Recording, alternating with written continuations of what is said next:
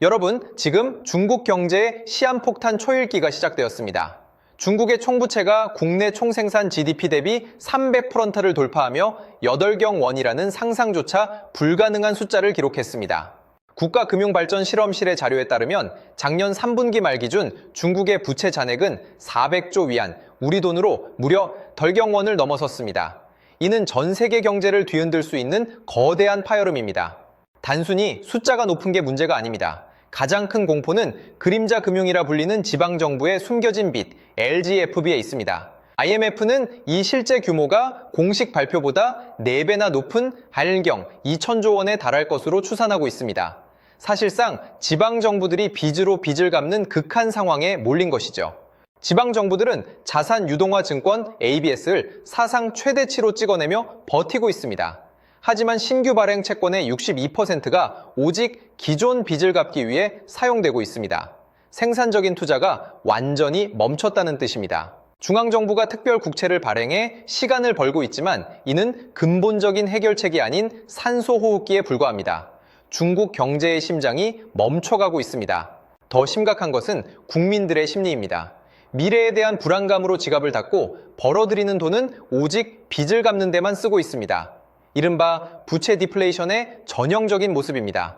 그 결과 중국의 공업이익은 14개월 만에 최대 감소율을 기록했습니다.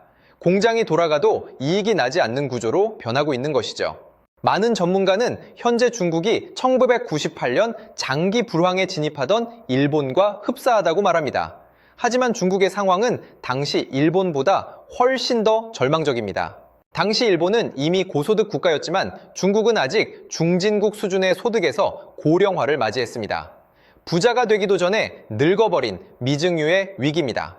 정부가 유동성을 아무리 공급해도 돈이 돌지 않는 유동성 함정에 빠졌습니다. 빚의 실질 가치는 올라가고 소비는 죽어가는 악순환에 늪입니다. 부동산 시장은 더욱 처참합니다. 한때 불패 신화를 자랑하던 중국 부동산은 이제 대도시 일부를 제외하면 거대한 유령 도시로 변하고 있습니다. 전체 주택 가격은 2021년 고점 대비 20% 이상 하락했고 거래량은 절반 넘게 급감했습니다. 시장 자체가 마비된 상태입니다. 베이징이나 상하이 같은 일선 도시는 자산가들의 피난처가 되고 있지만 지방 중소도시는 이미 슬럼화 단계에 진입했습니다. 이는 지역은행들의 동반 부실로 이어지고 있죠. 본질적인 위기는 인구 구조의 붕괴에 있습니다. 중국의 혼인 건수는 10년 전의 절반 이하로 떨어졌습니다.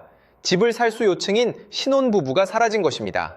이제 중국인들은 부동산에서 돈을 빼 예금이나 주식으로 이동하고 있습니다.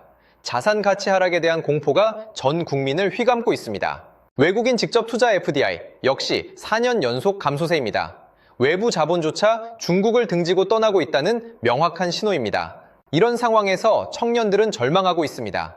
청년 실업률은 공식적으로만 17%를 넘었고 실제 체감 실업률은 그보다 훨씬 높습니다. 아무리 노력해도 대가가 없다는 생각에 탕핑, 즉 평평하게 누워있기를 선택하는 청년들이 늘고 있습니다. 사회적 역동성이 사라진 것입니다. 매년 1,200만 명의 대졸자가 쏟아지지만 기업들은 채용문을 닫았습니다. 공무원 시험에만 3,071만 명이 몰리는 현상은 민간 경제의 활력이 죽었음을 증명합니다. 아이러니하게도 중국의 기술 굴기가 청년들의 일자리를 뺏고 있습니다. AI와 로봇 도입이 가속화되면서 저숙련 일자리마저 사라지고 있기 때문입니다. 정부는 첨단 산업에 800조 원을 쏟아붓고 있지만 이런 산업은 고용 유발 효과가 낮습니다. 기술은 화려해지는데 국민은 굶주리는 상황입니다. 국제기관들은 2026년 중국 성장률을 4.4%까지 하향 조정했습니다. 6% 이상의 고성장은 이제 과거의 유물이 되어버린 것입니다. 하지만 이런 중국의 위기 속에서 대한민국의 한 산업이 거대한 방역에 서막을 알리고 있습니다. 바로 조선업입니다. 지난해 한국조선업계는 중국의 물량 공세를 이기고 질적 승리를 거두었습니다. 점유율 20%대를 다시 탈환하며 세계를 놀라게 했습니다. 클락슨 리서치에 따르면 우리나라는 작년 1,060만 CGT를 수주하며 점유율 21%를 기록했습니다. 5년 만에 20%대 복귀입니다. 비결은 명확합니다. 수익성이 낮은 배는 중국에 과감히 내주고 고부가가치 선박인 LNG선과 초대형 컨테이너선에 집중한 전략이 통한 것입니다. 특히 트럼프 행정부의 대중국 압박은 우리에게 거대한 기회가 되고 있습니다. 미국이 중국산 선박의 규제를 예고하자 선주들이 한국으로 몰려오고 있습니다. 가장 압도적인 분야는 LNG 운반선입니다. 점유율이 무려 84%에 달합니다. 전 세계가 쓰는 LNG선 10척 중 8척 이상이 한국산이라는 뜻입니다. LNG선은 영하 163도의 극저온을 견뎌야 하는 초고난도 기술이 필요합니다. 중국 조선소들이 납기 지연과 품질 문제로 고전할 때 한국은 기술 격차를 더 벌렸습니다. 최근 5년간 한국은 248척의 LNG선을 성공적으로 인도했습니다. 반면 중국은 고작 48척에 그쳤습니다. 실력 차이가 데이터로 증명됩니다. 올해 전망도 매우 밝습니다. 글로벌 에너지 전환에 따라 LNG 수요가 늘면서 최소 100척의 추가 발주가 예상되는데 이 중 상당수가 이미 한국 몫으로 예약되어 있습니다. 척당 가격도 3,600억 원을 넘어서는 역대 최고가 수준입니다. 이제 단순히 배를 만드는 게 아니라 전 세계 에너지 혈관을 독점 공급하는 슈퍼을의 위치에 섰습니다. 중국 경제의 부채 위기는 우리에게도 경고입니다. 우리 역시 가계 부채와 인구 감소라는 유사한 숙제를 안고 있기 때문입니다. 부동산에만 쏠린 자산 구조를 바꾸고 조선업 같은 초격차 기술력을 전 산업으로 확산시켜야 합니다. 중국의 몰락은 우리에게 위기이자 동시에 강력한 기회의 창입니다.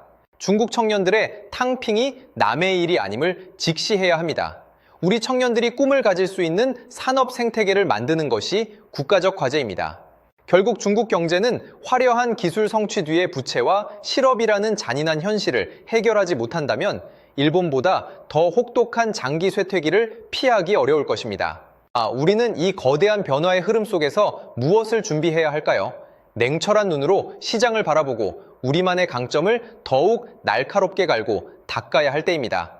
중국발 경제 폭풍이 곧 들이닥칠 것입니다. 대비하지 않는 자에겐 재앙이지만 준비된 자에겐 역사적인 기회가 될 것입니다. 기술 자존심을 지키며 세계 시장을 호령하는 대한민국 조선업처럼 우리 경제 모든 분야가 이 위기를 뚫고 나아가기를 응원합니다. 지금까지 중국의 부채 위기와 우리 조선업의 방역 시나리오를 짚어보았습니다. 시청해주셔서 감사합니다.